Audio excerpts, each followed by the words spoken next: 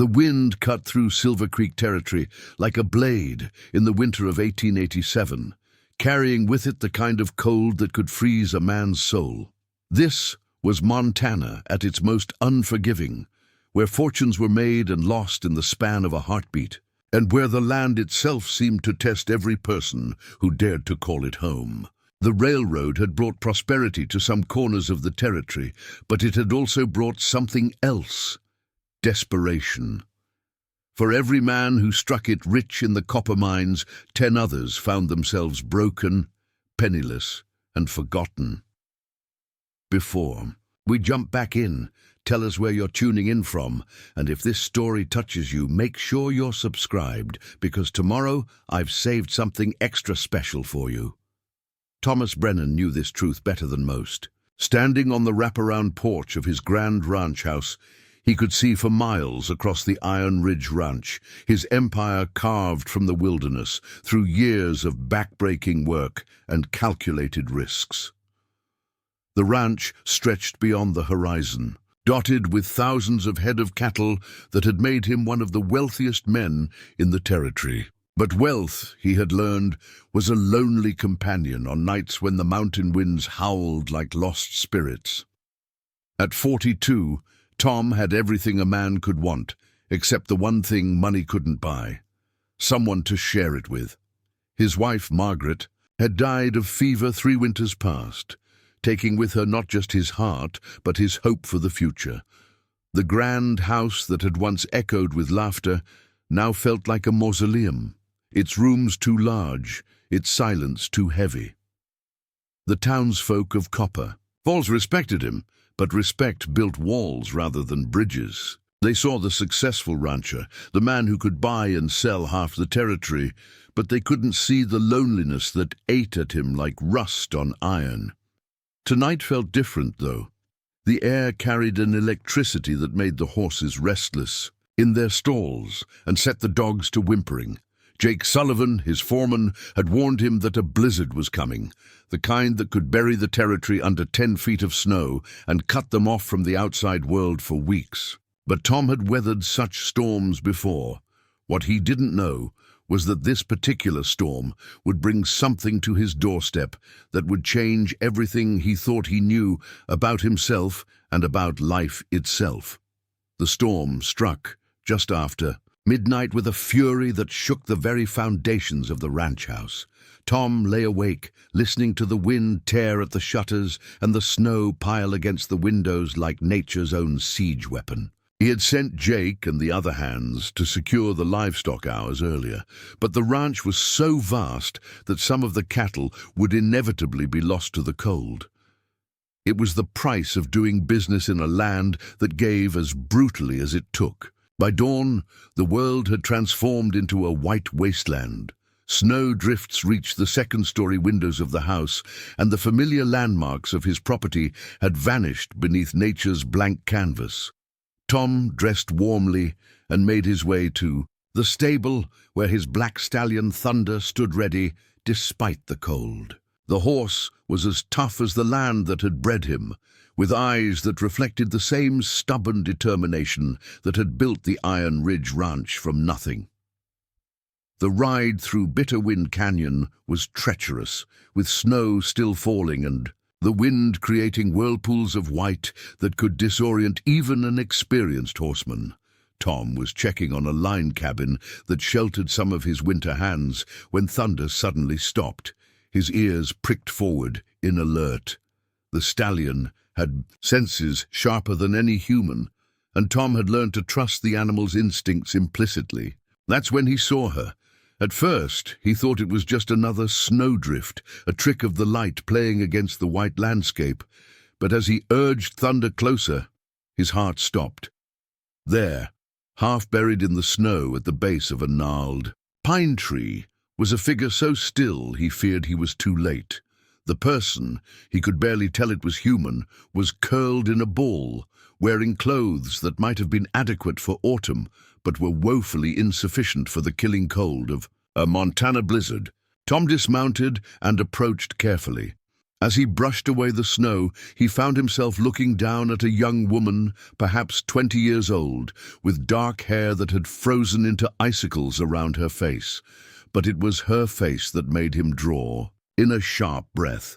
The left side bore the unmistakable marks of severe burns, scars that had healed but left the skin puckered and discolored. Even unconscious and near death, she was beautiful in a way that transcended physical appearance, as if some inner light refused to be extinguished by whatever trials had brought her to this desolate place. Her lips were blue with cold, and when he pressed his ear to her chest, her heartbeat was so faint he had to strain to hear it. She was alive, but barely. Without hesitation, Tom wrapped her in his heavy coat and lifted her onto Thunder. The horse, sensing the urgency, picked his way carefully through the drifts as Tom held the unconscious woman against his chest, sharing what body heat he could as they raced back to the ranch house. The next few hours blurred together in a haze of desperate activity. Tom laid her on the sofa in front of his largest fireplace and began the slow process of warming her back to life. He had seen frostbite before and knew that warming had to be gradual or it could cause more damage than the cold itself. He sent Jake racing through the storm to fetch Dr. Eleanor Whitman from town, though he doubted the elderly physician could make it through the drifts. As he worked to save her life, Tom found himself studying the woman's face. The burns were old, probably from childhood, and had been left to heal without proper medical care. But they couldn't hide the delicate bone structure underneath, the long lashes that rested against her cheeks, or the full lips that were slowly regaining their natural color as warmth returned to her body. More than her physical beauty, though, there was something about her that stirred something deep in his chest, a protectiveness he hadn't felt since Margaret's death. She stirred just as the sun was setting, her eyelids fluttering open to reveal eyes the color of storm clouds. For a moment she stared at him in confusion, then panic flashed across her features as she tried to sit up. Tom gently pressed her back down, his voice as calm and reassuring as he could make it. "Easy there. You're safe. You were nearly frozen to death in the canyon, but you're going to be all right." Her voice, when she finally spoke, was barely above a whisper, hoarse from cold and fear. "Who are you? Where am I?" "I'm Thomas Brennan, and you're at my ranch. What's your name?" She hesitated, and he could see the calculation in her eyes. The wariness of someone who had learned not to trust easily. Finally, she said, Claire Hartwell." "Well, Miss Hartwell, you gave me quite a scare.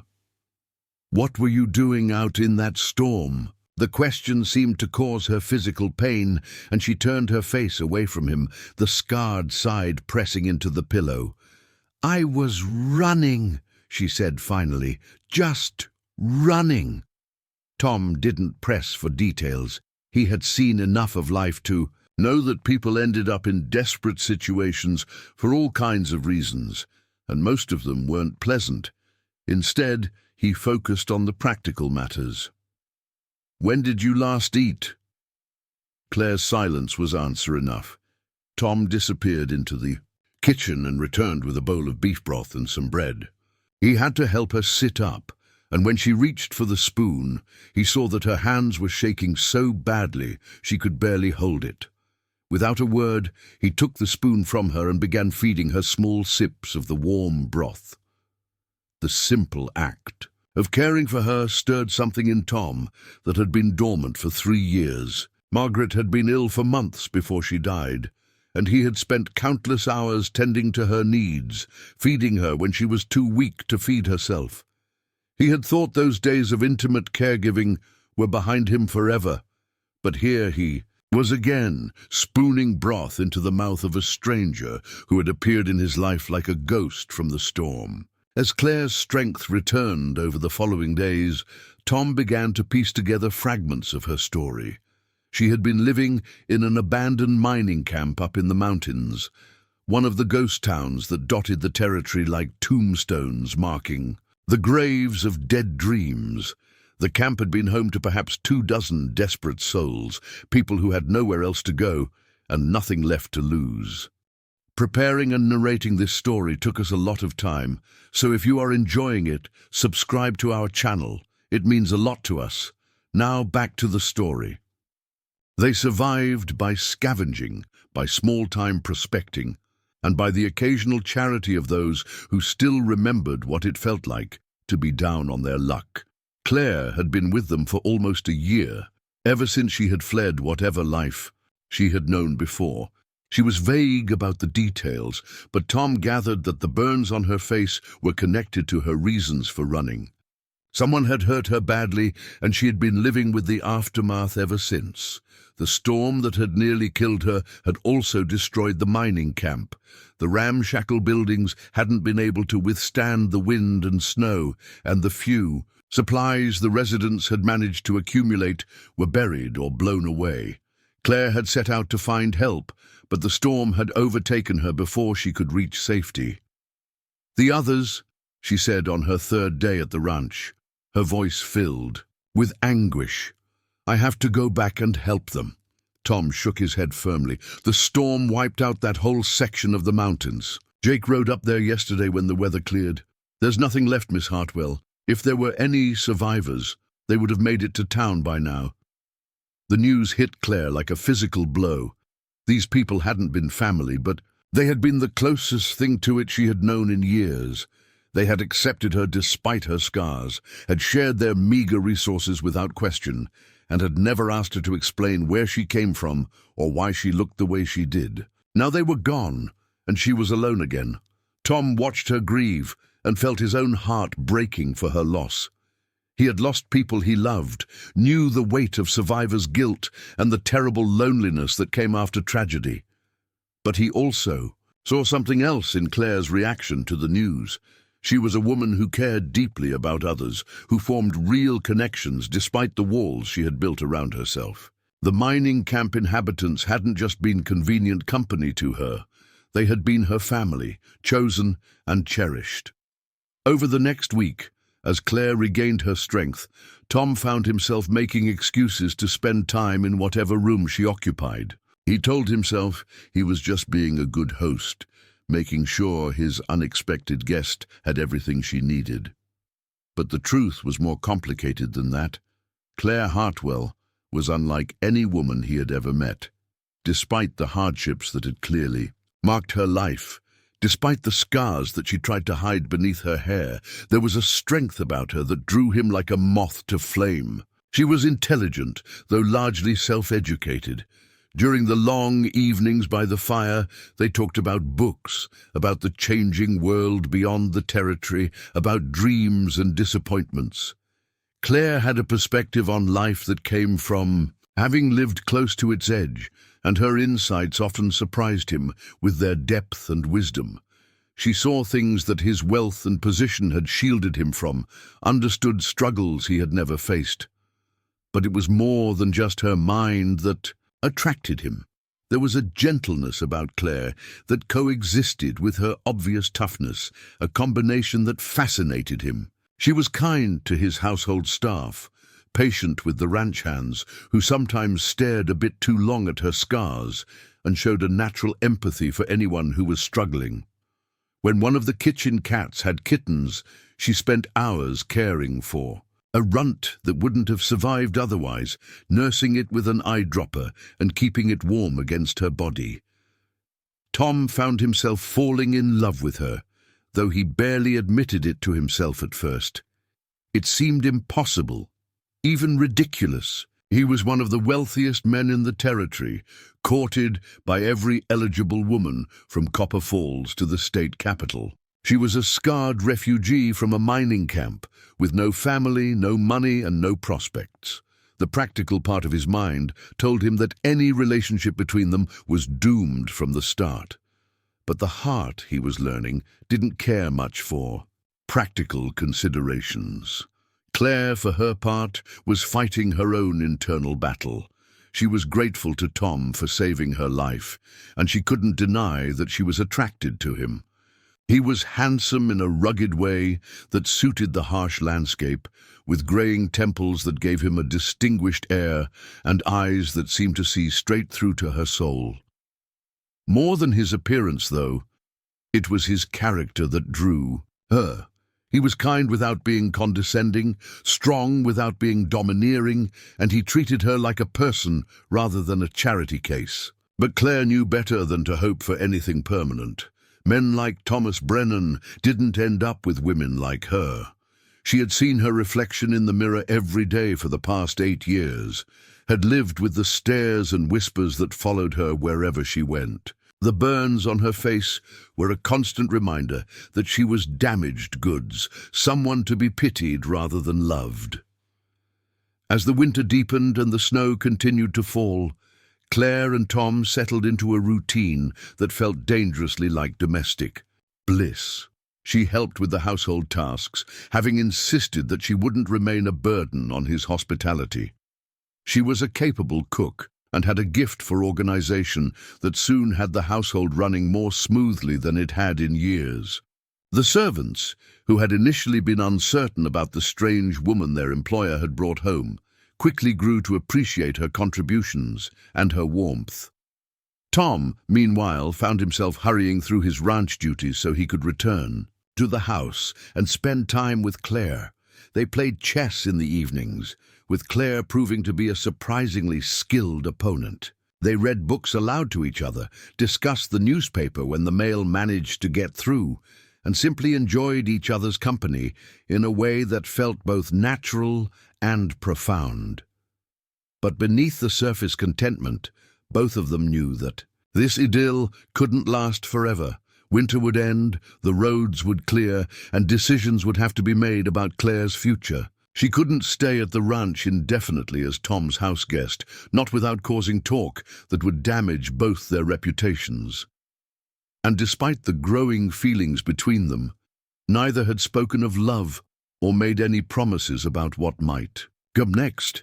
The first real test of their relationship came on a bitter February morning when Deputy Sheriff Marcus Reed arrived at the ranch with news that changed everything. Reed was a decent man, honest and hard-working, but he carried with him the weight of unwelcome information. "Tom," he said, accepting a cup of coffee and warming his hands by the fire, "I've been asking around about your house guest, like you requested. Found out some things you might want to know." Tom glanced toward the kitchen, where Claire was preparing lunch, and lowered his voice. "What kind of things?" "Her real name's Claire Hartwell, all right, but she's wanted for questioning back. In Colorado, there was a fire at a boarding house in Denver about 1.5 years ago. 3 people died, including the owner. Claire was living there at the time, and she disappeared right after it happened." The words hit Tom like a physical blow.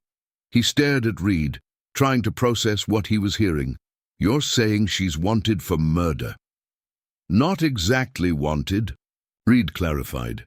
"The authorities just want to talk to her. From what I could gather, the fire started in the kitchen, and there's some question about whether it was accidental or not. Claire had been having problems with the boarding house owner, something about overdue rent and threats of eviction. When she vanished right after the fire, it looked suspicious." Tom felt the world shifting beneath his feet. The woman he had been falling in love with, the woman who had brought light back into his dark house, might be a murderer.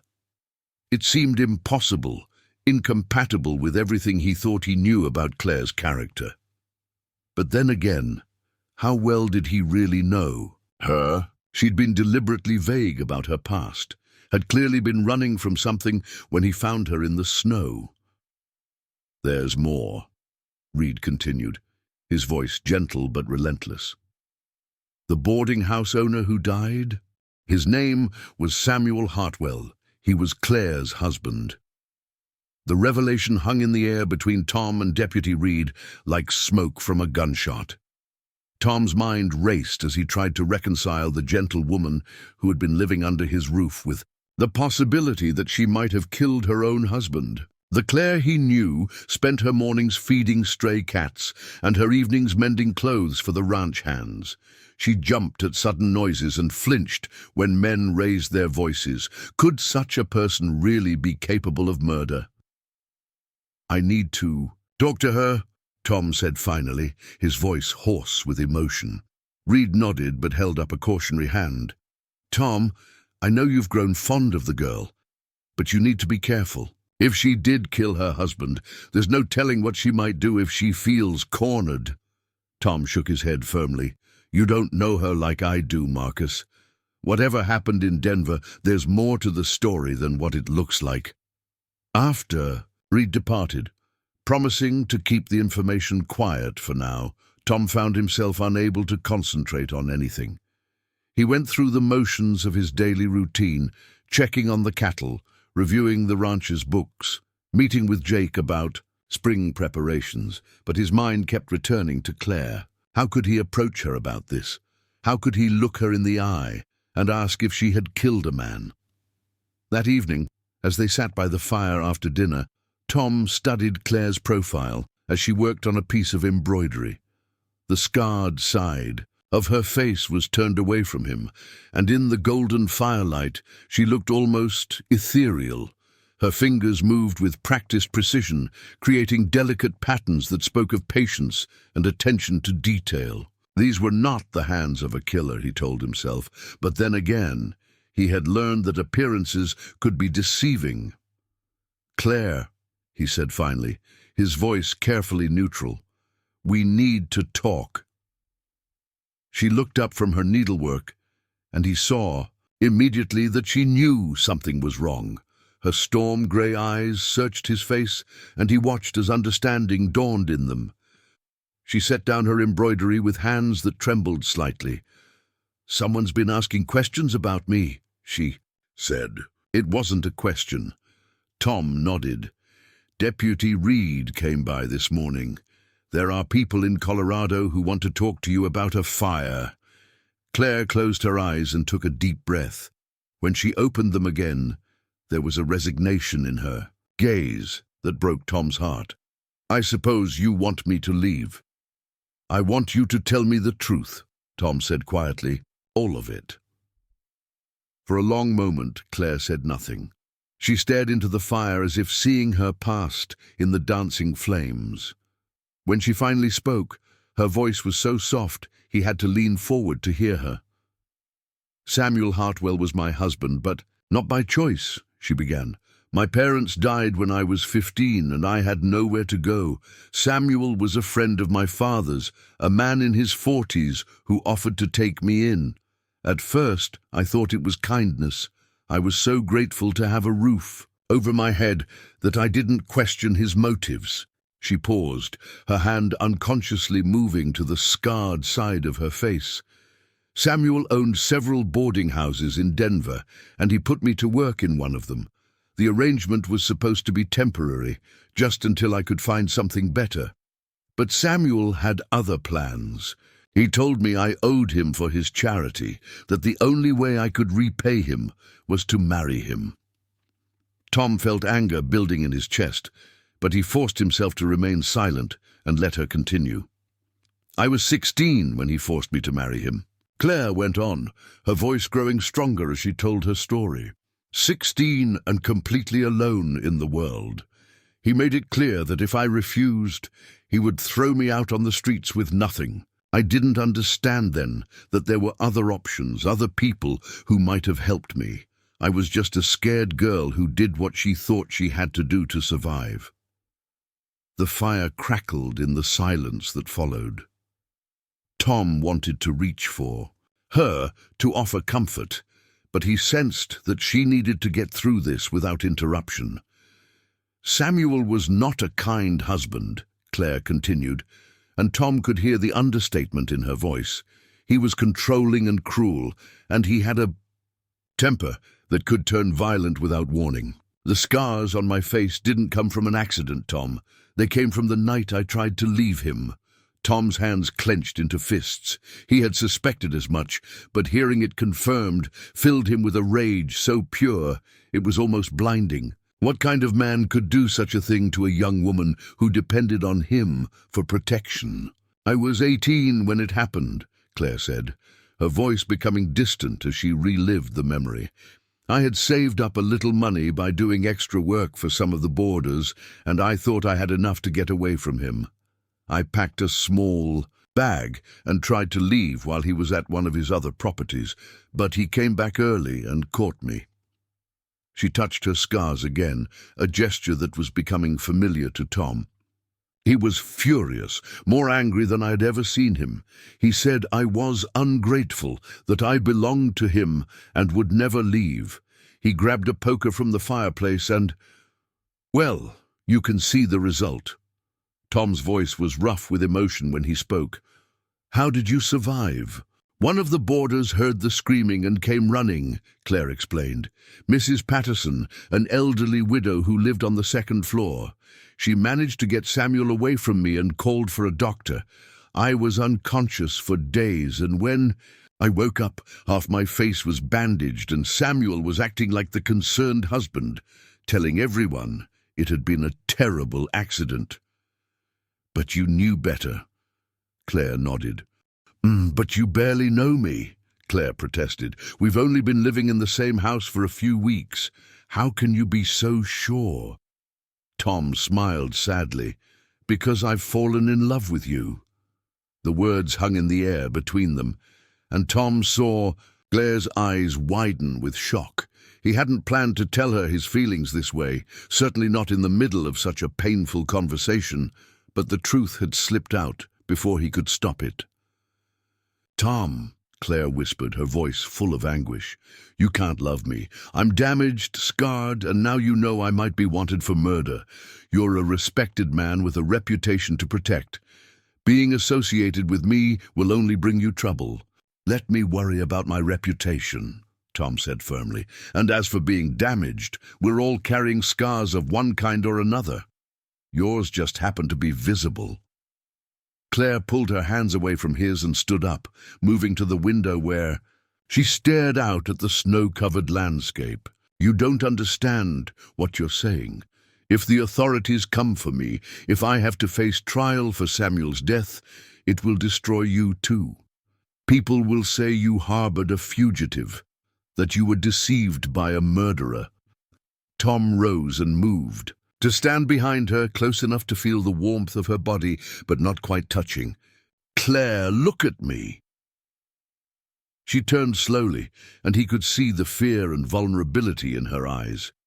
This was a woman who had been hurt so deeply that she couldn't imagine anyone loving her unconditionally, who expected to be abandoned at the first sign of trouble. "I meant what I said," Tom told her quietly. "I love you, not despite your scars or your past, but because of who you are. You're the strongest person I've ever met, and the kindest. You've brought light back into my life at a time when I thought I would spend the rest of my days alone. Do you really think I would walk away from that because of something that happened to you, not something you chose to do? But the scandal will pass," Tom finished. "Scandals always do. But love like this is rare, Claire. I lost my first wife to illness, and I thought I would never feel this way about anyone again. I'm not going to lose you to fear." Claire searched his face as if trying to determine whether he really meant what he was saying. "What if they come for me? What if I have to go back to Colorado and face charges?" "Then we'll face it together," Tom said simply.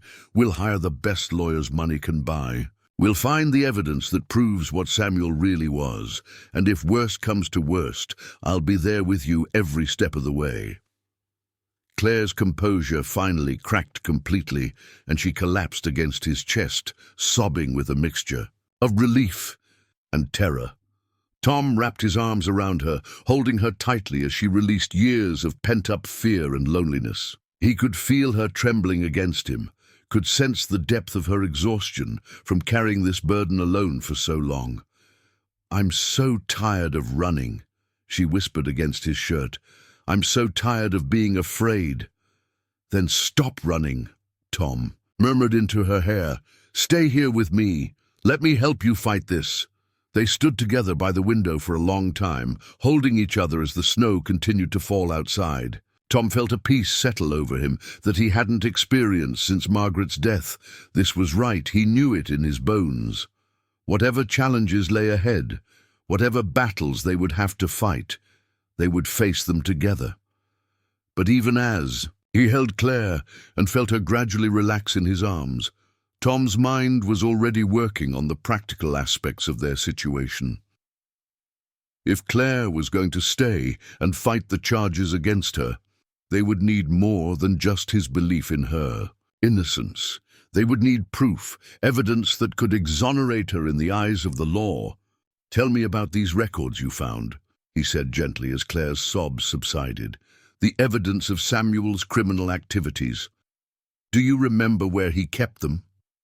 Claire pulled back slightly, wiping her eyes with the back of her hand. "He had a safe in his office at the main boarding house. But Tom, even if the records still exist, how could we possibly get to them? I can't go back to Denver. The moment I show my face there, I'll be arrested." "You won't have to go back," Tom assured her. "I'll go. I'll hire a private detective, someone who knows how to find evidence and handle delicate situations.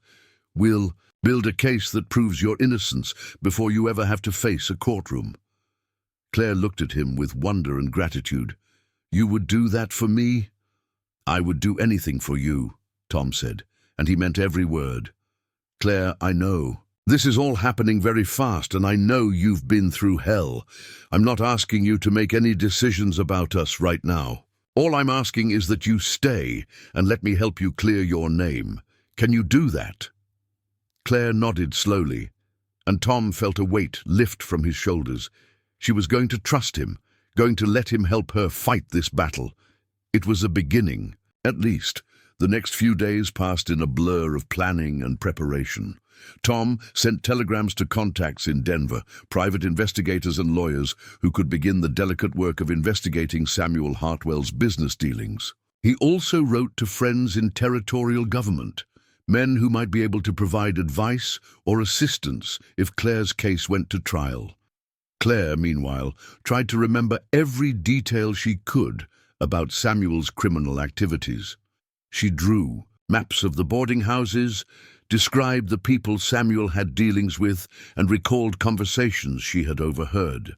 Her memory was remarkably detailed, sharpened by years of having to be constantly alert to danger. As they worked together on building her defense, Tom found himself falling even deeper in love with Claire. Her intelligence and determination impressed him daily. Despite everything she had been through, despite the fear that still haunted her, she was willing to fight for her freedom and her future. She was not content to simply hide and hope the problem would go away. She wanted to face it head-on and clear her name. But their peaceful planning was interrupted one morning by the arrival of unexpected visitors.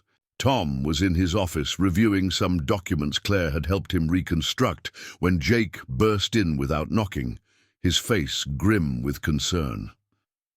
"Tom, you need to come quick," Jake said urgently. "There's a U.S. Marshal at the front door and he's got papers with him. Official-looking papers." Tom felt his blood turn to ice.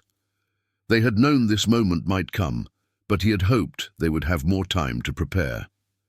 "Where's Claire?" "In the kitchen with Martha, helping with the bread. She doesn't know yet." Tom nodded and stood up, straightening his shoulders. "All right, let's go meet this marshal and see what he wants." The man waiting in Tom's front hall was tall and lean, with the weathered look of someone who spent most of his time on horseback. He wore a badge pinned to his coat and carried himself with the quiet authority of a man accustomed to being obeyed. "Thomas Brennan?" the marshal asked as Tom approached. "That's right, I'm Tom Brennan. What can I do for you, Marshal?" "Davies, U.S. Marshal Frank Davies." The man's voice was professional but not unfriendly. "I'm looking for a woman named Claire Hartwell. I have reason to believe she might be staying on your property." Tom kept his expression carefully neutral. "What would you want with Miss Hartwell?" She's wanted for questioning in connection with a fire in Denver that resulted in 3 deaths, Davies explained. I have a warrant here for her apprehension. He reached into his coat and produced a folded document. May I see that warrant? Tom asked, extending his hand. Davies handed over the document, and Tom read it carefully. It was indeed a warrant for Claire's arrest, issued by a federal judge in Colorado. The charges were arson and murder in the 1st degree. Marshal Davies, Tom said, handing back the warrant. Miss Hartwell is indeed staying at my ranch. But before you take her into custody, I think there are some things you should know about this case. Davies raised an eyebrow. Such as the fact that Samuel Hartwell was an abusive husband who nearly killed his wife once before, and that he was involved in several criminal enterprises that may have made him enemies. The fire that killed him may not have been as simple as it appears. The marshal studied Tom's face carefully. That's an interesting theory, Mr. Brennan. But unless you have evidence to support it, my job is to bring Miss Hartwell back to Colorado to face trial. As a matter of fact, I do have evidence, Tom said, hoping he sounded more confident than he felt. And I'm prepared to present it to the proper authorities. But I'm asking you, as one reasonable man to another, to give me 24 hours to gather the documentation and present it to you before you arrest Miss Hartwell. Davies considered this request for a long moment. Mr. Brennan, you're asking me to delay the execution of a federal warrant. That's not something I can do lightly. I understand that, Tom said, but I'm also asking you to consider the possibility that an innocent woman might be about to be railroaded for a crime she didn't commit. Surely justice is better served by examining all the evidence rather than rushing to judgment. The 2 men stared at each other for a moment, each taking the measure of the other. Finally, Davies nodded slowly. 24 hours, Mr. Brennan, but I'll need your word that Miss Hartwell won't try to run, and I'll need to speak with her to inform her of the charges against her. Tom felt relief wash over him. It wasn't much time, but it was something. You have my word, Marshal, and I'll bring Miss Hartwell to speak with you right now. As Tom went to fetch Claire from the kitchen, his mind was already racing ahead to the next 24 hours. He had evidence. But was it enough? Would the documents and testimonies he had been gathering be sufficient to convince a federal marshal that Claire was innocent? He found Claire in the kitchen, her hands covered in flour as she helped Martha knead dough for the evening bread. She looked up as he entered and immediately saw the tension in his face. "What's wrong?" she asked, already beginning to untie her apron. "There's a U.S. Marshal here," Tom said gently. "He has a warrant for your arrest." Claire went still her face pale but composed. "I see. I suppose it was always going to come to this." "Claire, I've bought us 24 hours. I've convinced him to look at the evidence we've gathered before he takes you into custody. But he needs to speak with you now, to formally inform you of the charges." Claire nodded and finished untying her apron. "All right, let's get this over with." As they walked back toward the front hall, Tom reached for Claire's hand and squeezed it gently. "Remember," he said quietly, "you're not alone in this. Whatever happens, I'm with you." Claire squeezed back, drawing strength from his presence. "I know, and Tom, thank you for everything." They found Marshal Davies waiting patiently in the front hall, hat in hand. He looked up as they approached, and Tom saw him take in Claire's appearance, her scarred face, her simple dress, her obvious nervousness. To his credit, the Marshal's expression didn't change. "Miss Hartwell?" he said politely. "Yes," Claire replied, her voice steady despite her fear. "I'm U.S. Marshal Frank Davies, and I have a warrant for your arrest on charges of arson and murder in the 1st degree, in connection with a fire in Denver, Colorado, on the night of March 15th, 1886. You have the right to remain silent, and anything you say may be used against you in a court of law." Claire listened to the formal recitation of charges with remarkable composure. When Davies finished, she simply nodded. "I understand, Marshal." Davies studied her for a moment. "Mr. Brennan has asked for 24 hours to present evidence that he believes will exonerate you. I've agreed to that request, but I need your word that you won't attempt to flee." "You have my word," Claire said without hesitation. "I'm tired of running, Marshal Davies. Whatever happens, I want to face it here." Davies nodded, apparently satisfied with her sincerity. "Very well. I'll be staying at the hotel in Copper Falls tonight.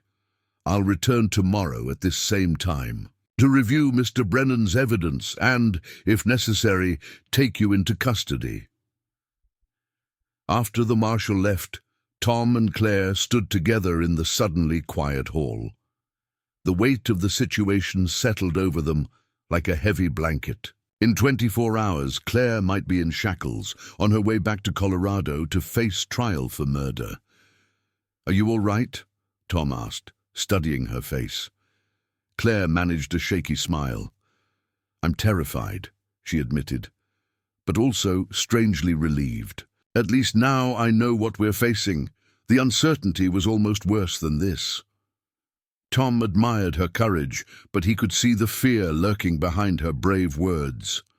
This was the moment they had both been dreading, and now it was here. Everything they had built together, all their hopes for the future, hung in the balance.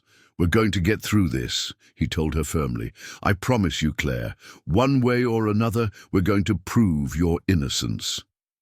Claire nodded, but Tom could see that she was struggling to believe him. The evidence they had gathered was suggestive, but was it enough? Would it be sufficient to convince a marshal to release a murder suspect? Only time would tell, and they had less than 24 hours to find out. The dawn light filtering through the ranch house windows found Tom and Claire hunched over his desk, surrounded by telegrams, letters, and hastily scrawled notes. They had worked through the night, organizing every piece of evidence they could muster about Samuel Hartwell's criminal activities. The coffee pot had been refilled 3 times, and Martha had quietly left plates of food that remained largely untouched. Claire's eyes were red-rimmed from exhaustion and stress, but her hands remained steady as she sorted through the documents. Tom marveled at her composure under pressure. Most people facing arrest for murder would have been paralyzed with fear, but Claire seemed energized by having something concrete to do, a way to fight back against the forces that had been pursuing her. "This telegram from Detective Morrison in Denver is the most promising," Tom said, holding up a yellow slip of paper. "He's found 3 witnesses who are willing to testify that Samuel threatened your life publicly on multiple occasions. One of them is a doctor who treated you after the poker incident." Claire nodded without looking up from the financial records she was reviewing. "Dr. Henley. He was the one who stitched up my face. Samuel told everyone it was an accident, but Dr. Henley knew better. He asked me several times if I was safe at home, but I was too afraid to tell him the truth." "Well, apparently he documented his suspicions in his medical notes," Tom said. "Morrison says Dr. Henley kept detailed records of your injuries, including his professional opinion that they were inconsistent with an accidental burn." It was a small victory, but Tom could see Claire's shoulders relax slightly. Every piece of evidence that supported her version of events was one more step toward proving her innocence. Jake Sullivan appeared in the doorway, his hat in his hands, and snow dusting his coat. "Tom, there's a man here to see you. Says his name is Edwards. Came up from Denver on the morning train." Tom and Claire exchanged glances. This had to be the private investigator Tom had hired to dig deeper into Samuel's business dealings. "Send him in, Jake."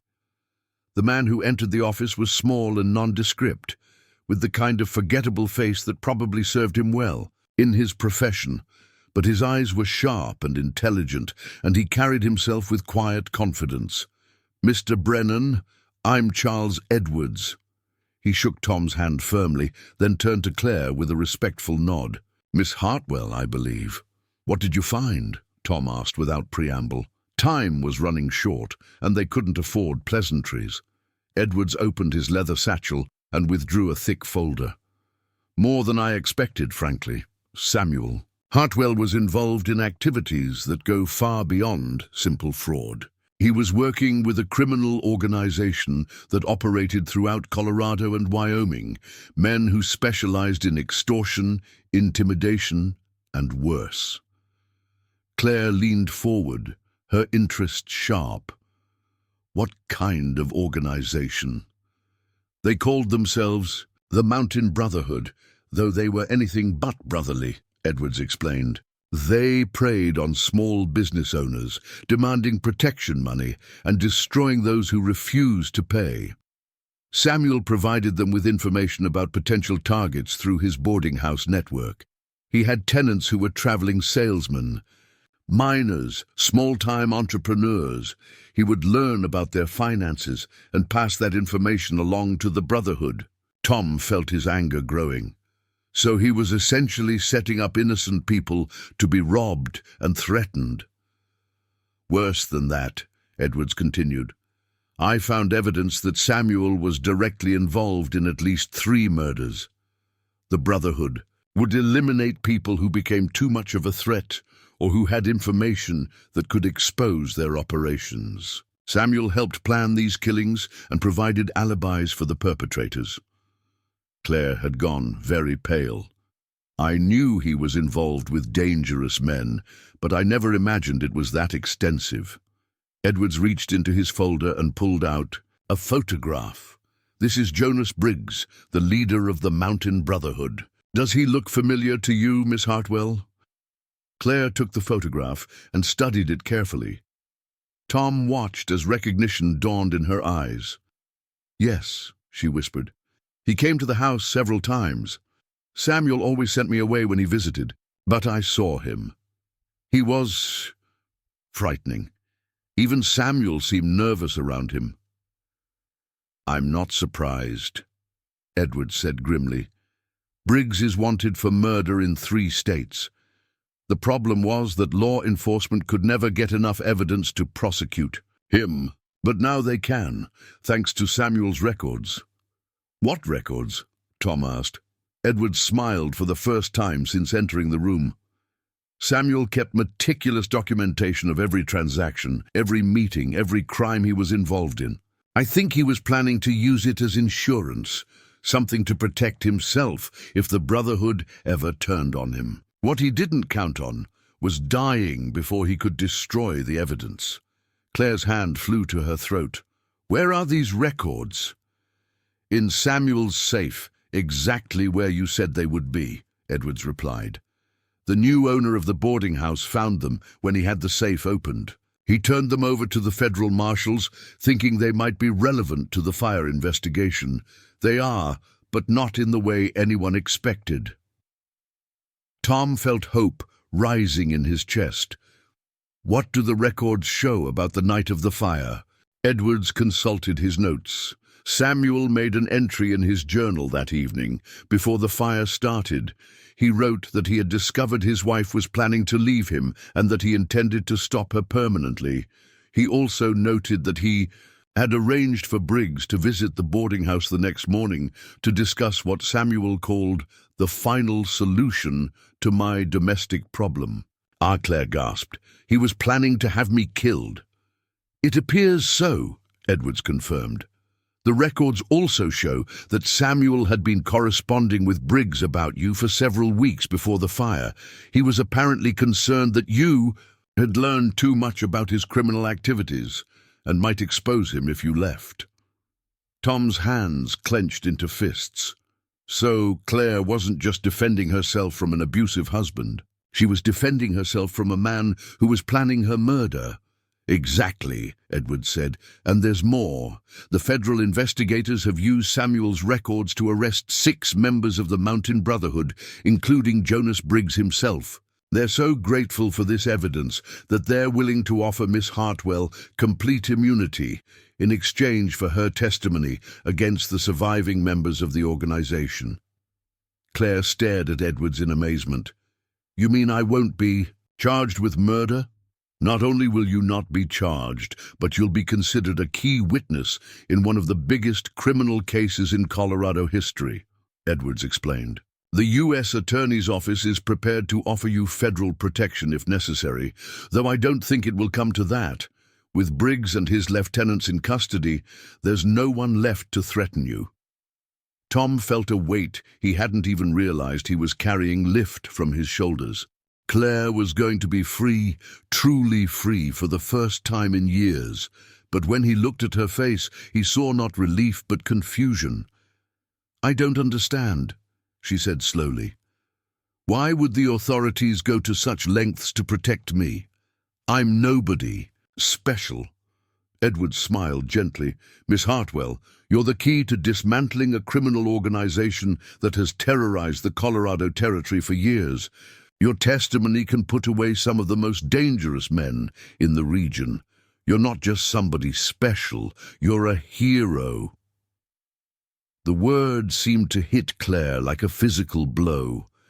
She had spent so long thinking of herself as damaged, as someone who brought trouble wherever she went, that the idea of being called a hero was almost incomprehensible. Tom reached for her hand and squeezed it gently. You see, Claire, you're not the victim in this story. You're the survivor who's going to help bring justice to people who thought they were above the law. Before Claire could respond, they heard the sound of horses approaching the house. Tom glanced at the clock on his desk and felt his stomach tighten. It was exactly noon, 24 hours after Marshal Davies had given them his ultimatum. That'll be the marshal, Tom said, standing up. Are you ready for this? Claire took a deep breath and nodded. I'm ready. They met Marshal Davies in the front hall, where he stood brushing snow from his coat. He looked at the three of them expectantly, his expression neutral but attentive. Marshal Davies, Tom said, I'd like you to meet Charles Edwards, a private investigator who has uncovered some very interesting information about this case. Davies shook Edwards' hand, his eyes curious. What kind of information, Mr. Edwards? For the next hour, Edwards laid out everything he had discovered about Samuel Hartwell's criminal activities and his connection to the Mountain Brotherhood. He produced documents, photographs, and witness statements that painted a picture of a man who was far from the respectable businessman he had pretended to be. Marshal Davies listened without interruption, occasionally asking for clarification or requesting to examine a particular piece of evidence. Tom watched the marshal's face carefully, trying to gauge his reaction, but Davies was too experienced to give anything away. When Edwards finished his presentation, Davies sat back in his chair and was quiet for a long moment. Finally, he turned to Claire. Miss Hartwell, is it your contention that on the night of March 15th, 1886, your husband attacked you with the intent to kill you, and that the resulting fire was accidental? Claire met his gaze steadily. Yes, Marshal, that's exactly what happened. Davies nodded slowly. And you're willing to testify against the members of this Mountain Brotherhood organization? Yes, Claire said without hesitation. If it will help put them away, I'll testify to everything I know. Davies stood up and walked to the window, looking out at the snow-covered landscape. Tom held his breath, knowing that the next few moments would determine Claire's fate. Mr. Edwards, Davies said finally, how confident are you that this evidence will hold up in court? Very confident, Edwards replied. The documentation is extensive and detailed. The witness statements are from credible sources, and the federal prosecutors are convinced they have enough to convict the entire organization. Davies turned back to the group. Miss Hartwell, I'm not going to arrest you today. Claire's knees nearly buckled with relief, and Tom had to steady her with a hand on her arm. However, Davies continued, you will need to travel to Denver within the next 2 weeks to meet with the U.S. Attorney's Office and give your formal statement. They'll want to go over your testimony in detail before the trials begin. Of course, Claire said, her voice shaky with emotion. Whatever they need. Davies nodded and reached for his hat. I'll send word to Denver that you're cooperating. Go fully with the investigation. In the meantime, you're free to remain here at Mr. Brennan's ranch. After the marshal left, Claire collapsed into a chair, finally allowing herself to feel the full weight of what had just happened. She was free. After nearly 2 years of running and hiding, living in constant fear of discovery, she was finally free. Tom knelt beside her chair and took her hands in his. It's over, Claire. You don't have to be afraid anymore. Claire looked at him with wonder in her eyes. I can't believe it's real. For so long I thought I would spend the rest of my life looking over my shoulder, waiting for someone to recognize me and drag me back to face charges. Well, you'll still have to go back to Denver, Tom pointed out gently. But this time you'll be going as a witness for the prosecution, not as a defendant. Edwards, who'd been packing up his documents, cleared his throat. If I may, Miss Hartwell, I think you should know that what you did that night took tremendous courage. Most people in your situation would have simply submitted to their fate. You fought back, and in doing so you may have saved other lives. Claire looked puzzled. What do you mean? Samuel's journal entries suggest that you weren't his first victim, Edwards explained. There are references to a previous wife, who died under suspicious circumstances, and to other women who disappeared after becoming involved with him. By defending yourself, you broke a pattern of violence that might have continued for years. The revelation hit Claire like a thunderbolt. She had spent so much time feeling guilty about Samuel's death, about the other victims of the fire, that she had never considered the possibility that her actions might have prevented future tragedies. Tom saw the impact of Edward's words on Claire's face and felt his heart break for her. She had been carrying such a burden of guilt, blaming herself for events that were completely beyond her control. Now, finally, she was beginning to understand that she was not the villain in this story, but the hero. After Edwards left to catch the afternoon train back to Denver, Tom and Claire found themselves alone in the sudden quiet of the house. The crisis that had dominated their lives for the past 24 hours was over, but neither of them quite knew what to say. I suppose I should start thinking about what comes next, Claire said finally, staring into the fire that crackled in the hearth. What do you mean? Tom asked, though he suspected he knew. Well, I can't stay here indefinitely, Claire said, her voice carefully neutral. You've been incredibly generous, Tom, but I need to start building a life of my own. Maybe I'll go back to Denver after the trials are over, try to make a fresh start. Tom felt panic rising in his chest. After everything they had been through together, was Claire really planning to leave? Claire, we need to talk about what I said last night, about how I feel about you. Claire turned to face him, and he could see the conflict in her eyes. Tom, you were caught up in the emotion of the moment. You felt sorry for me. And that's understandable. But now that the crisis is over, you'll realize that what you thought was love was really just compassion. That's not true, Tom said firmly. Claire, I fell in love with you long before I knew about your past. I fell in love with the woman who nursed a sick kitten back to health, who spent her evenings mending clothes for ranch hands she barely knew, who faced the possibility of arrest with more courage than most men could muster. Those things have nothing to do with compassion or pity. Claire shook her head, touching the scarred side of her face unconsciously. You're a wealthy, respected man, Tom. You could have any woman in the territory. Why would you choose someone like me? Because there is no one like you, Tom said, moving to kneel in front of her chair. Claire, you are the strongest, kindest, most remarkable woman I have ever met. Your scars don't define you. They're just evidence of what you've survived, and I love every part of you, including the parts you think are damaged. Claire's eyes filled with tears. But people will talk. They'll say you're making a mistake, that I'm taking advantage of your kindness. Let them talk, Tom said with a smile. People always talk about things they don't understand. What matters is how we feel about each other. And how do you feel about me? Claire asked softly. Tom took her hands in his and looked directly into her storm-grey eyes. I love you, Claire Hartwell. I love your courage, your compassion, your intelligence, and your strength. I love the way you hum while you work in the kitchen, the way you always see the best in people, and the way you make this house feel like a home again. I want to spend the rest of my life with you, if you'll have me. Claire stared at him in amazement. Are you asking me to marry you? Yes, Tom said without hesitation.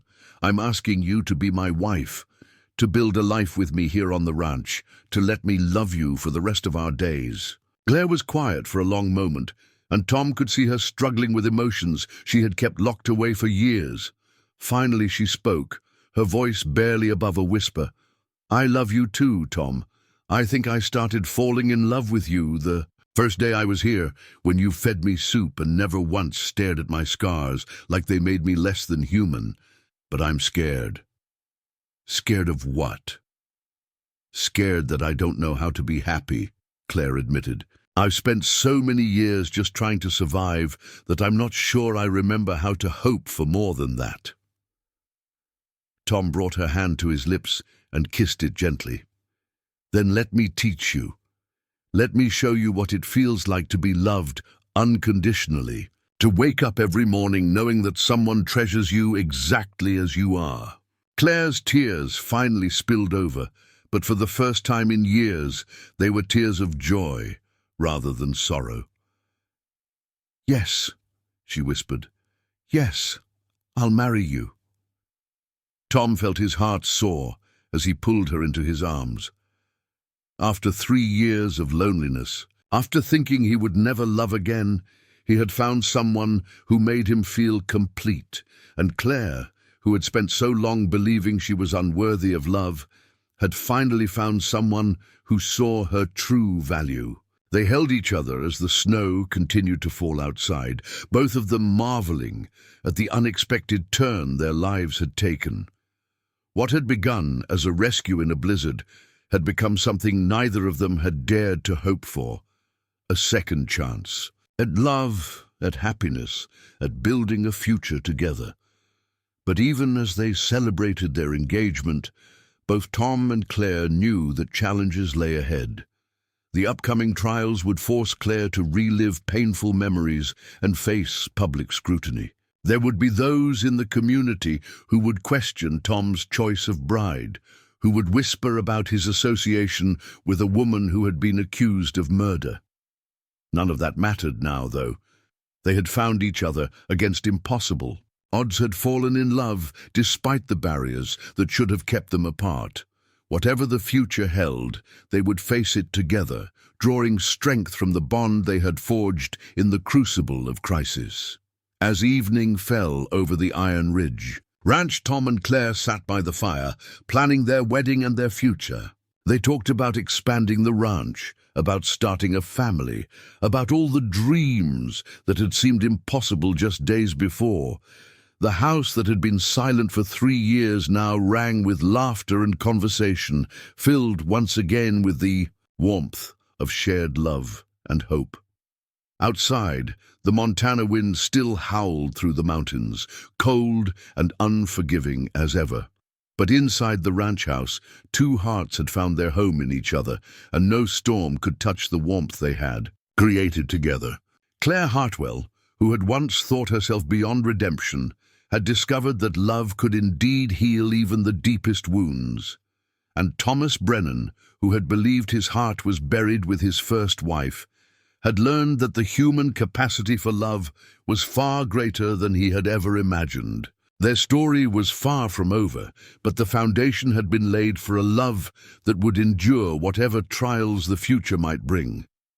In a land where survival required strength and determination, they had found something even more powerful: the transformative force of unconditional love and acceptance. The blizzard that had brought Claire to Tom's doorstep had long since passed, but its greatest gift remained: the chance for two wounded souls to heal each other and build something beautiful from the ashes of their past sorrows. In the harsh territory of Montana, where the land itself tested every dream and hope, Tom and Claire had discovered that some things were strong enough to weather any storm. Their engagement was just the beginning of their journey together, but it was a journey they would take hand in hand, hearts united against whatever challenges awaited them. The woman who had once hidden her scars in shame would soon walk down the aisle with her head held high, transformed by love into the beauty she had always been beneath the surface. And the man who had thought himself destined for loneliness had found his perfect partner, someone who understood both strength and vulnerability, who could match his determination with her own quiet courage. As they planned their future together, both Tom and Claire knew that their love story would become part of the legend of the Iron Ridge Ranch, a testament to the power of compassion, understanding, and the belief that everyone deserves a second chance at happiness. In the unforgiving landscape of the Montana Territory, they had created their own oasis of love and hope, a place where scars were signs of survival rather than shame, and where true beauty was measured not by perfection, but by the courage to love and be loved in return. Word of Tom and Claire's engagement spread through Copper Falls faster than wildfire in dry grass. By the time they made their first public appearance together at Sunday service, 3 days after the marshal's visit, the entire congregation was buzzing with whispered conversations and sideways glances. Tom held Claire's arm as they walked down the center aisle to their pew, his head held high despite the obvious discomfort of being the center of so much unwanted attention. Claire felt every eye in the church fixed upon her, particularly on the scarred side of her face that she had grown accustomed to hiding behind her hair. But Tom had gently brushed her dark locks back that morning, exposing her scars to the world with a tender kiss on each mark. "You are beautiful," he had told her firmly, "and I want everyone to see the woman I'm going to marry." The whispers weren't entirely malicious, but they cut just the same. Claire caught fragments of conversation as they passed the wooden pews. Strange choice for such a wealthy man. Heard she was accused of murder. Those terrible scars on her face. What could he possibly see in her? Reverend Patterson's sermon that morning focused on redemption and second chances, and while Claire appreciated the sentiment, she couldn't shake the feeling that his choice of topic was no coincidence. The good Reverend was trying to prepare his congregation for the reality of her presence in their community, attempting to smooth the path for her acceptance among the townspeople. After the service, the reactions were mixed. Some of the older women, led by Mrs. Henderson, who ran the general store, approached them with genuine warmth. "Miss Hartwell," Mrs. Henderson said with a kind smile, "we're so pleased you'll be staying in our community. Tom has been alone far too long." But others were less welcoming.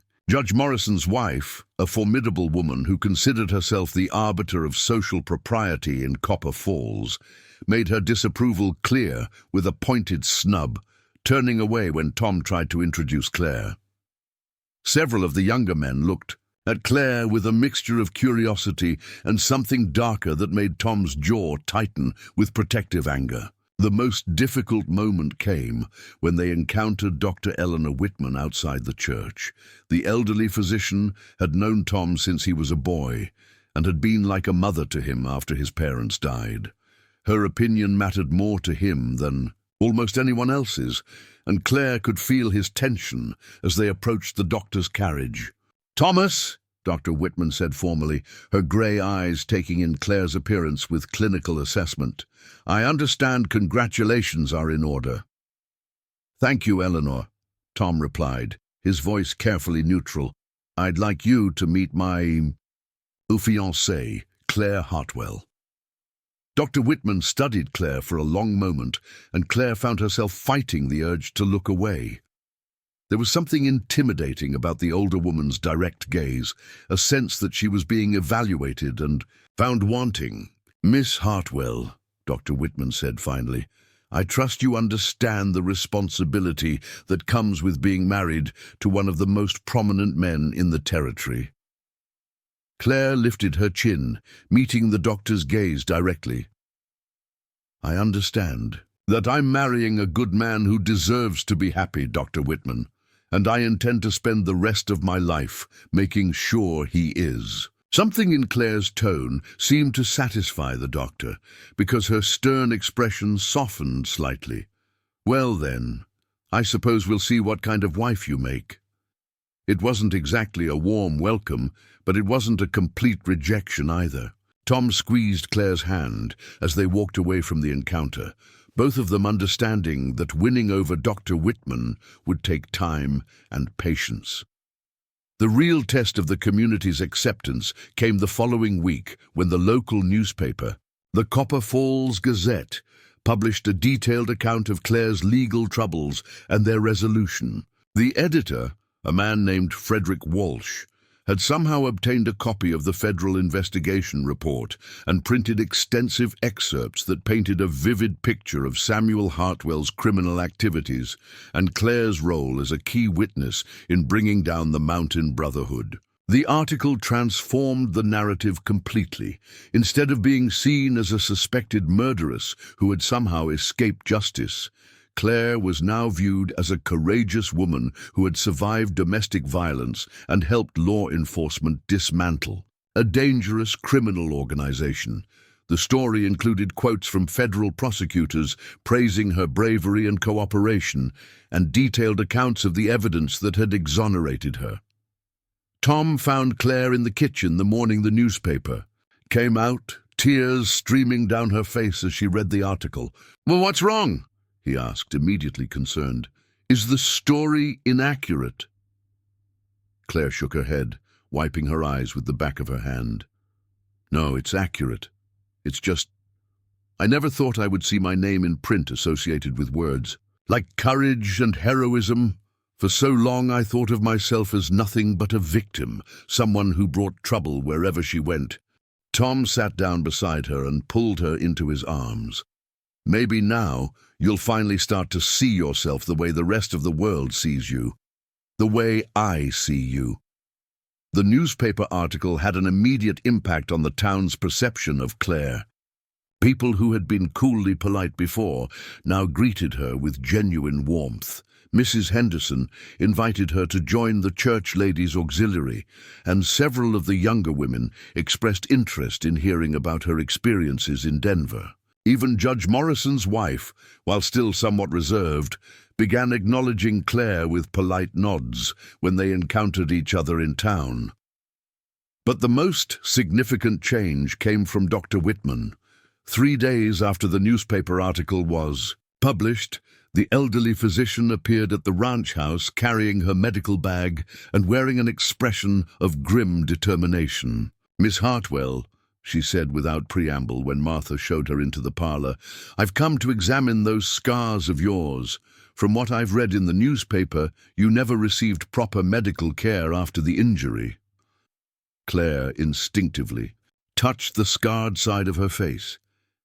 "They've healed, Dr. Whitman. There's nothing to be done about them now." "Perhaps not," the doctor replied, setting down her bag and beginning to unpack various instruments. "But I'd like to assess the extent of the damage and determine if there might be treatments available that could improve both the appearance and any functional limitations you might be experiencing." Tom, who had been reading in his study when Dr. Whitman arrived, appeared in the doorway. "Eleanor, what's all this about?" "Your fiancée is going to be a prominent member of this community," Dr. Whitman said matter-of-factly. "While her scars certainly don't diminish her character or her value as a person, if there are medical interventions that could help her feel more confident in social situations, it's my duty as a physician to explore them." Claire looked between Tom and Dr. Whitman, overwhelmed by the unexpected kindness. She had grown so accustomed to her scars being viewed as permanent disfigurement that the possibility of improvement had never occurred to her. The examination was thorough but gentle.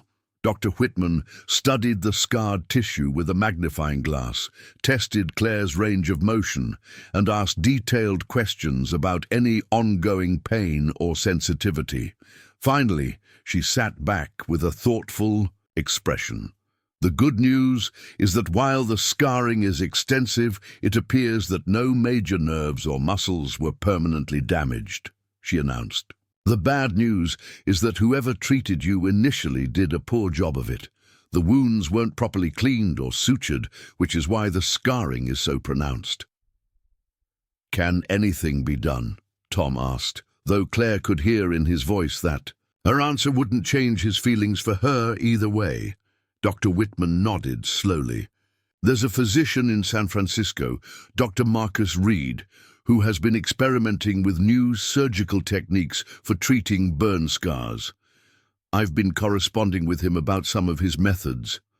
While I can't promise miraculous results, I believe he might be able to significantly improve both the appearance and texture of Miss Hartwell's scars. Claire felt her heart skip a beat. You really think the scars could be improved?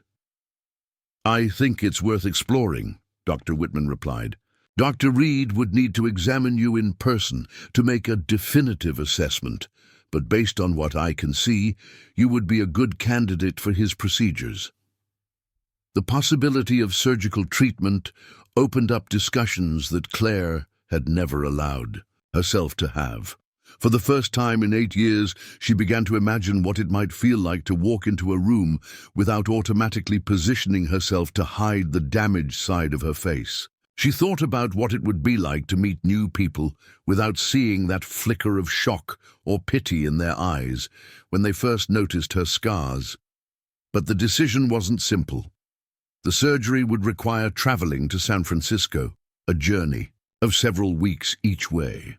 The procedures themselves would be painful and risky, with no guarantee of success, and the cost would be substantial even for someone with Tom's resources.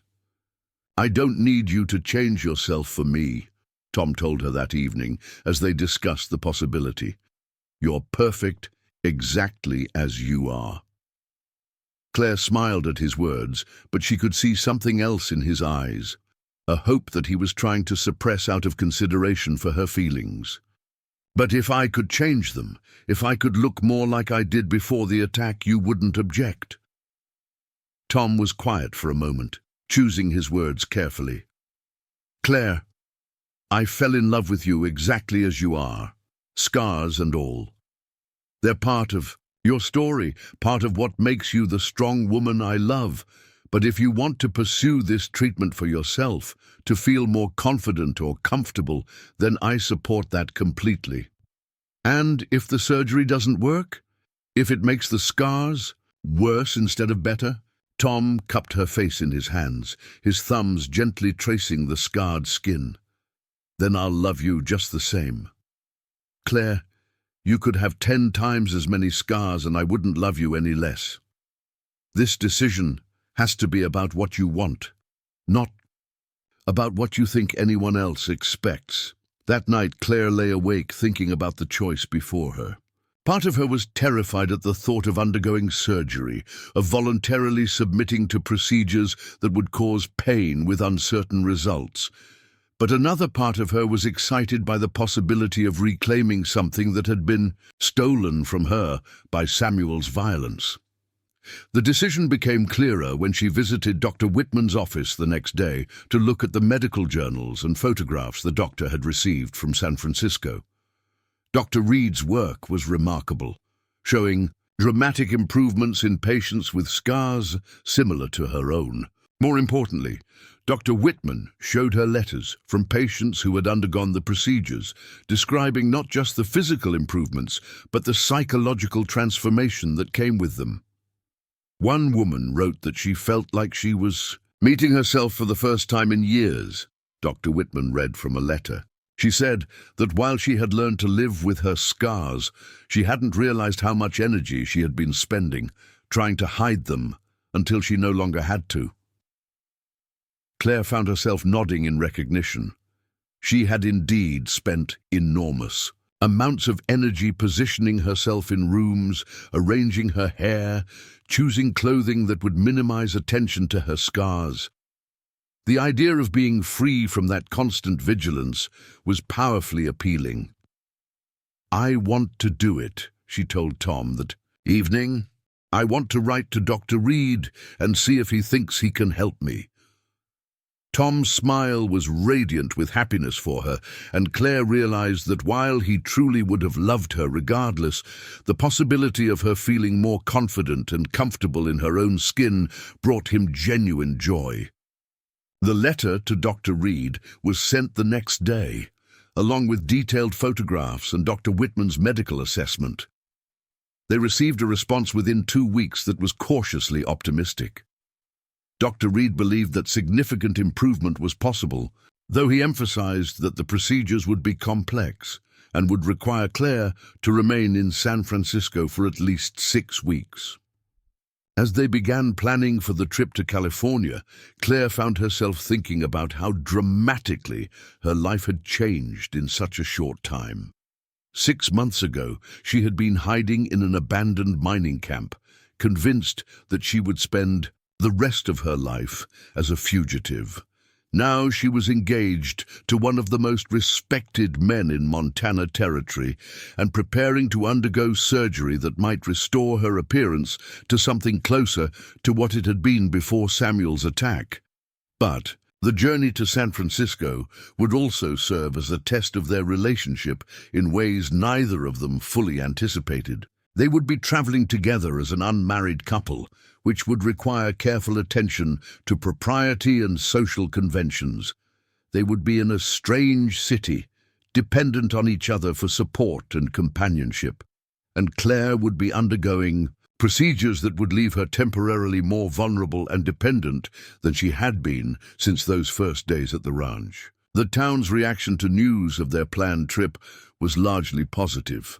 Mrs. Henderson and the other church ladies organized a farewell gathering, presenting Claire with a beautiful traveling bag and a collection of books to help pass the time during her recovery. Even Judge Morrison's wife contributed a bottle of expensive perfume, though she presented it with a stiff formality that suggested duty rather than affection. Dr. Whitman was perhaps the most supportive of all, spending hours with Claire discussing what to expect from the surgery and recovery process. She also provided letters of introduction to colleagues in San Francisco who could offer assistance if any complications arose. "You're very brave to undertake this," Dr. Whitman told Claire. The night before their departure, many people would choose to simply accept their scars rather than risk surgery that might not succeed. Claire considered this comment carefully. "I think I'm finally ready to stop just accepting things that were done to me and start actively choosing what I want for my future. The scars were never my choice. This surgery is." The morning of their departure dawned clear and cold, with the kind of crisp air that made the mountain peaks stand out in sharp relief against the blue sky. Tom had arranged for a private railway car to ensure Claire's comfort during the long journey, and their luggage was loaded with care under Jake Sullivan's supervision. Half the town seemed to have gathered at the small railway station to see them off. Claire was touched by the genuine warmth in many of the farewells, particularly from people who had been initially skeptical of her presence in the community. It was clear that the newspaper article about her role in the federal investigation had fundamentally changed how she was perceived. As the train pulled away from Copper Falls, Claire watched the familiar landscape of the Iron Ridge Ranch disappear into the distance. She felt a mixture of excitement and apprehension about what lay ahead, but also a deep sense of gratitude for how much her life had changed since that snowy night when Tom had found her in Bitter Wind Canyon. The journey to San Francisco took 5 days, during which Tom proved to be an attentive and entertaining traveling companion. He had brought a selection of books and games to help pass the time, and he seemed genuinely interested in Claire's thoughts and observations about the changing landscape outside their window. They talked about their plans for the ranch, their hopes for the future, and their dreams of the family they might someday have together. But as they drew closer to their destination, Claire found herself growing increasingly nervous about the surgery. What if it didn't work? What if the procedures left her looking worse than before? What if something went wrong and she was permanently disfigured in new ways? Tom seemed to sense her growing anxiety and spent the last day of their journey telling her stories about his childhood, painting vivid pictures of life on the ranch before his parents died. His voice was soothing and warm, and Claire found herself relaxing as she listened to tales of horseback adventures and cattle drives, of harsh winters survived and spring celebrations shared. San Francisco in the spring of 1887 was a revelation. To Claire, who had never seen a city larger than Denver, the bustling streets, the mix of languages and cultures, the grand architecture rising from the hills overlooking the bay, it was overwhelming and exhilarating at the same time. Tom had reserved rooms at one of the finest hotels in the city, and Claire felt both out of place and thrilled to be staying in such luxury. Dr. Reed proved to be a man in his 50s, with kind eyes and gentle hands, who examined Claire's scars with the same clinical thoroughness that Dr. Whitman had shown, but with an additional air of artistic assessment. He was not just evaluating the medical aspects of her case, but considering the aesthetic possibilities as well. The surgery will be performed in 3 stages, he explained after completing his examination. First, I'll remove the most damaged scar tissue and reshape the underlying structure. 2 weeks later, I'll perform a second procedure to refine the contouring and address any areas that need additional work. The final stage, another 2 weeks after that, will involve the most delicate work, creating natural-looking skin texture and ensuring that the healing process produces optimal results. Claire listened carefully to his explanations, asking questions about risks, recovery time, and expected outcomes. Dr. Reed was honest about the limitations of what he could accomplish, but he was also encouraging about the possibilities. "I cannot promise to completely eliminate your scars," he said frankly, "but I am confident that I can reduce them significantly and create a much more natural appearance. Most importantly, the procedures should eliminate the tight, pulled sensation you described and give you much greater comfort and mobility." The night before the first surgery, Claire and Tom walked along the waterfront, watching the ships in the harbor and breathing in the salt air that was so different from the thin mountain atmosphere they were accustomed to. Claire was nervous, but determined, and Tom's steady presence beside her gave her the courage she needed to face what lay ahead.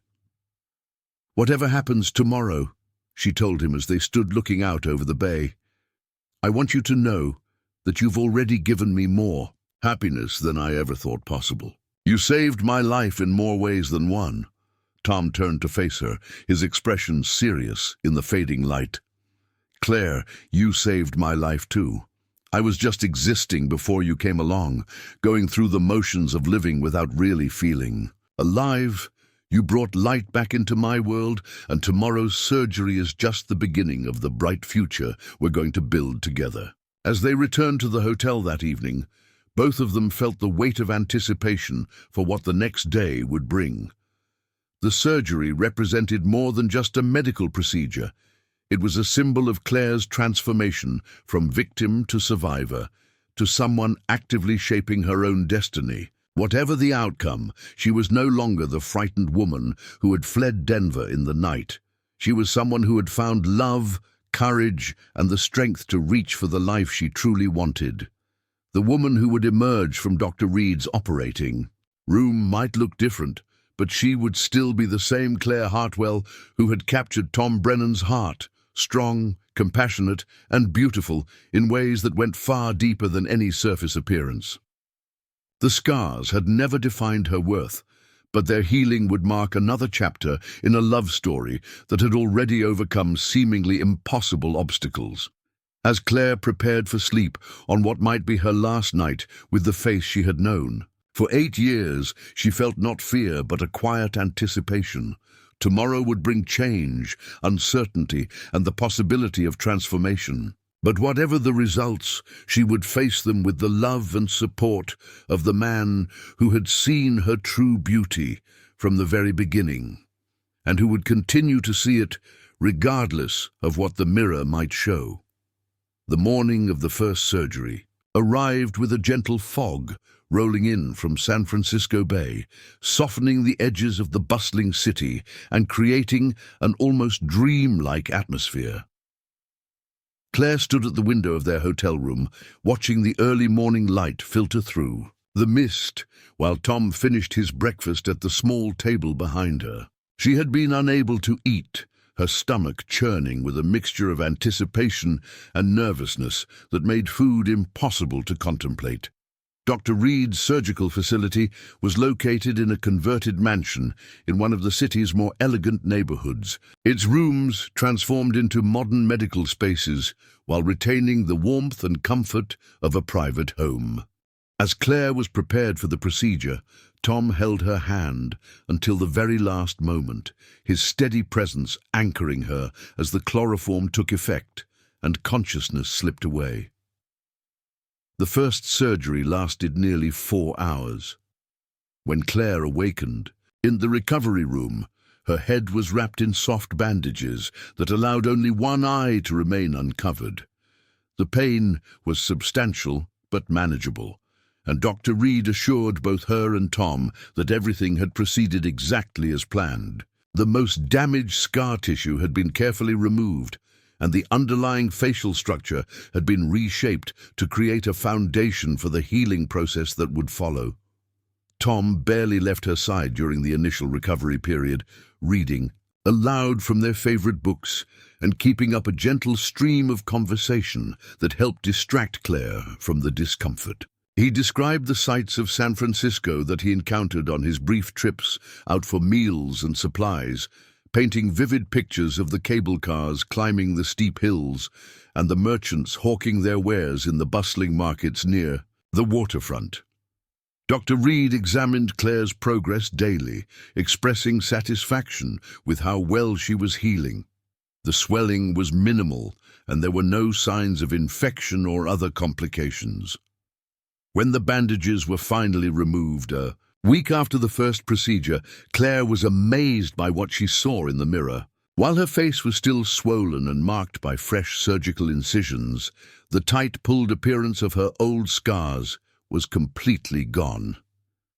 "The improvement is already remarkable," Dr. Reed told her as he gently examined the healing tissue. "Your facial symmetry has been largely restored, and once the swelling subsides completely, you'll be able to see the full extent of the changes." The second surgery was scheduled for the following week, and Claire found that she was much less anxious about it than she had been about the first. Having successfully navigated one procedure, she felt more confident about her ability to handle whatever came next. Tom's unwavering support had given her strength she didn't know she possessed, and she was beginning to understand that courage wasn't the absence of fear, but the decision to move forward despite it. Between the surgeries, Tom and Claire explored San Francisco together, taking careful walks through the city's many neighborhoods and marveling at the diversity of people and cultures they encountered. Claire wore a light veil to protect her healing skin from the sun and wind, but she no longer felt the need to hide completely. The experience of being in a place where no one knew her history was liberating in ways she hadn't expected. They visited Golden Gate Park, where they spent hours strolling through gardens filled with flowers that bloomed year-round in the mild coastal climate. They attended a performance at the elegant Grand Opera House, where Claire was struck by the confidence of the women in the audience, many of whom carried themselves with a self-assurance she was only beginning to discover in herself. Most memorably, they spent an afternoon at the wharf, watching the fishing boats bring in their daily catch while seagulls wheeled overhead in raucous clouds. As they stood together at the railing overlooking the bay, Tom turned to Claire with an expression of such tenderness that it took her breath away. "I want to ask you something," he said, reaching into his coat pocket. "I know we're already engaged, but I never properly proposed to you, not the way you deserve." Claire's heart began to race as Tom dropped to one knee right there on the busy wharf, pulling out a small velvet box that contained the most beautiful ring she had ever seen. It was a sapphire surrounded by diamonds, the blue stone, exactly the color of the Montana sky on a clear winter day. "Claire Hartwell," Tom said, his voice carrying clearly over the sounds of the harbor. "Will you marry me? Will you be my wife, my partner, my best friend for the rest of our lives?" Through her tears, Claire managed to whisper yes as Tom slipped the ring onto her finger. Around them, other people on the wharf had stopped to watch the romantic scene unfold, and several began applauding as Tom rose to kiss his fiancée. In that moment, surrounded by strangers who were celebrating their love, Claire felt beautiful in a way that had nothing to do with her physical appearance and everything to do with being cherished completely by someone who truly saw her. Second surgery went even more smoothly than the first, with Dr. Reed fine-tuning the work he had begun and addressing smaller areas that needed attention. Claire's recovery was faster this time, and when the bandages came off, both she and Tom were stunned by the transformation. While faint lines remained where the worst scars had been, her face now looked remarkably close to what it must have been before Samuel's attack. But it was the third and final procedure that produced the most dramatic results. Dr. Reed employed techniques he had developed for creating natural-looking skin texture, carefully working to blend the treated areas seamlessly with the surrounding tissue. When Claire looked in the mirror for the first time after the final bandages were removed, she barely recognized herself. The woman looking back at her was beautiful, but more than that, she looked whole. The tight, angry scars that had dominated one side of her face for 8 years were gone, replaced by skin that was smooth and natural-looking. There were still faint marks that would probably never completely disappear, but they were so subtle that they were barely noticeable unless someone was specifically looking for them. "Dr. Reed," Claire said, her voice full of wonder, "I don't know how to thank you. You've given me back something I thought was lost forever." The surgeon smiled with obvious satisfaction at his work. "Miss Hartwell, you possess the courage to undergo these procedures and the determination to heal properly. I merely provided the technical skill. The real transformation came from within you."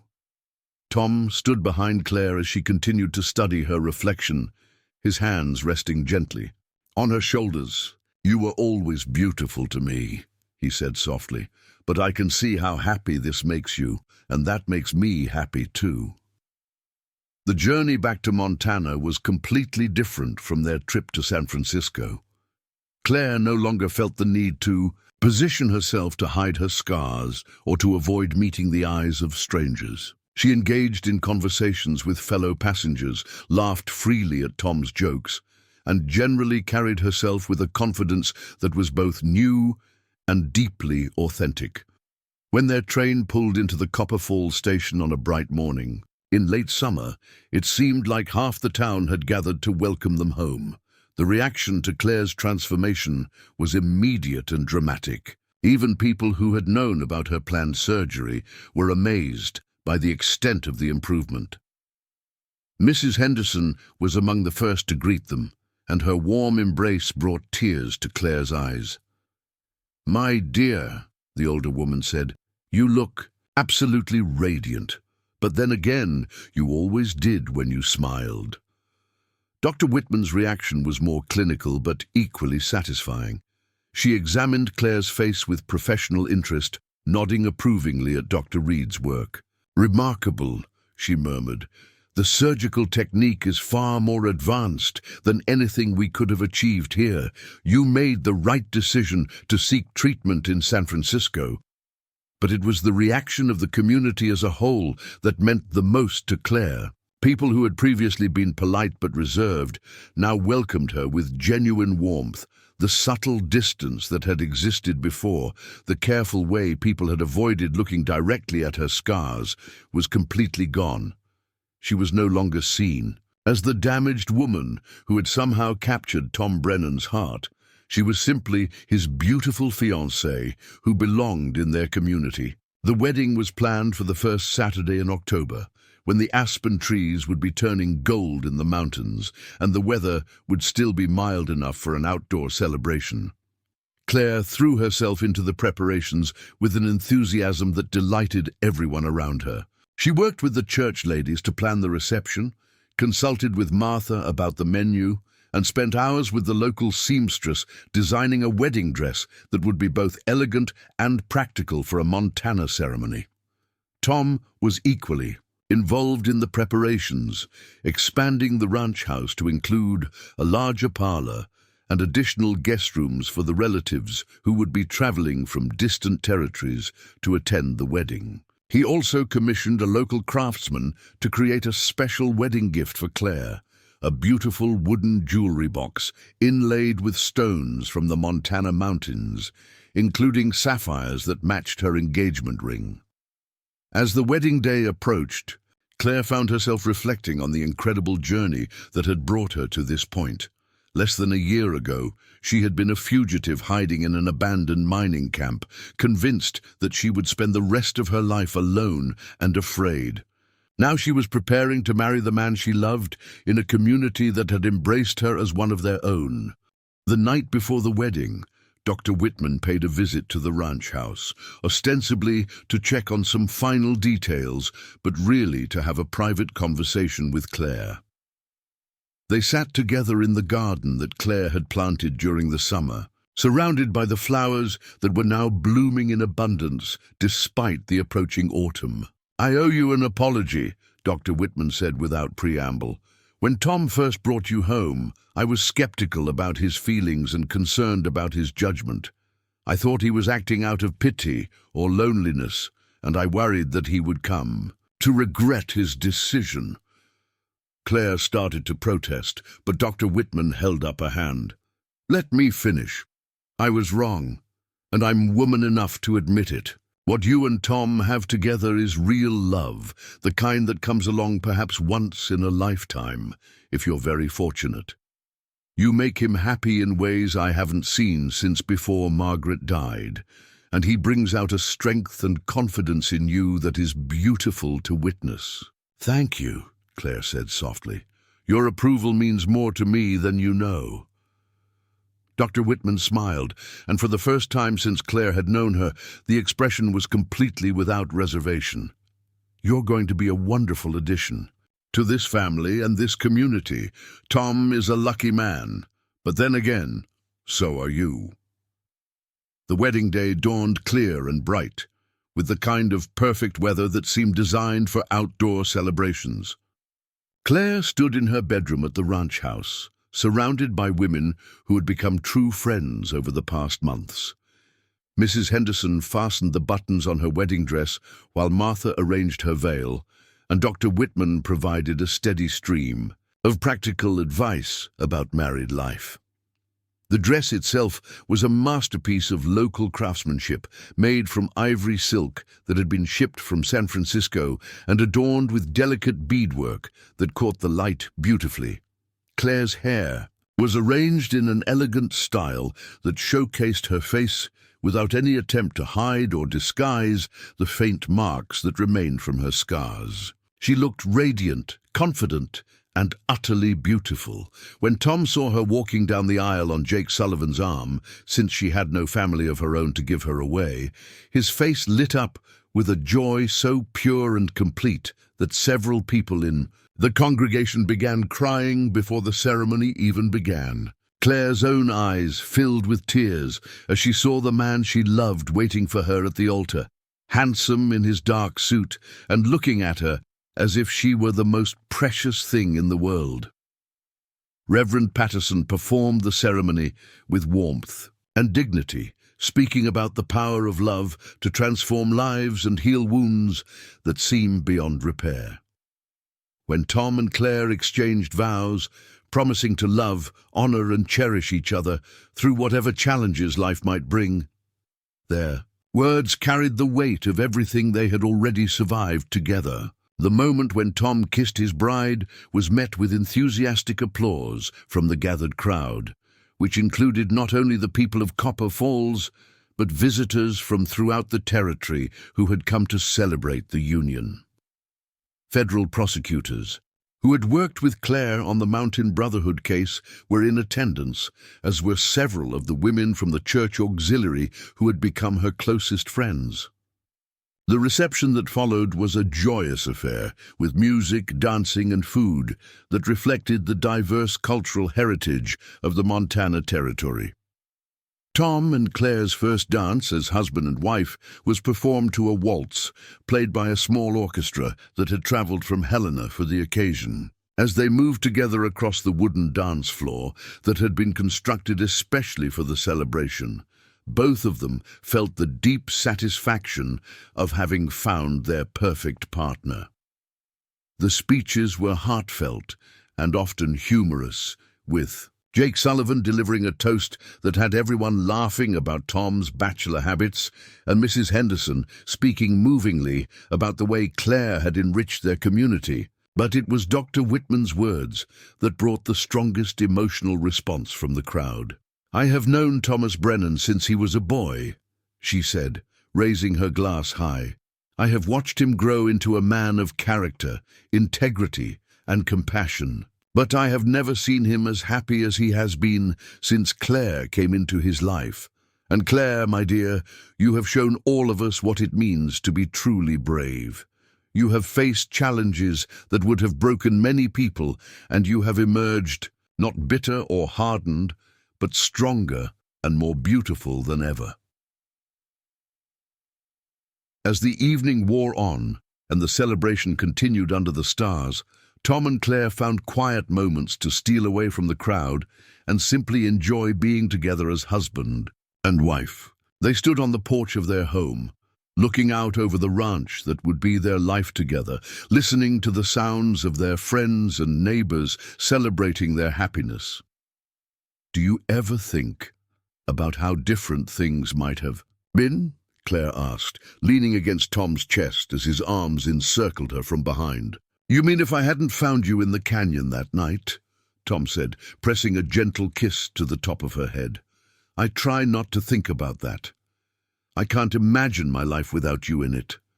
Claire turned in his arms to face him, studying the beloved features that had become as familiar to her as her own reflection. "I used to think that night was the worst thing that could have happened to me, being caught in that blizzard with nowhere to go.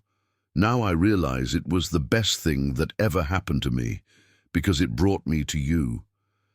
Their love story had become the stuff of local legend, a tale that would be told and retold throughout the territory for generations to come. It was a story about the power of compassion to transform lives, about the courage required to love someone completely, and about the way true beauty comes from within and radiates outward to touch everyone it encounters.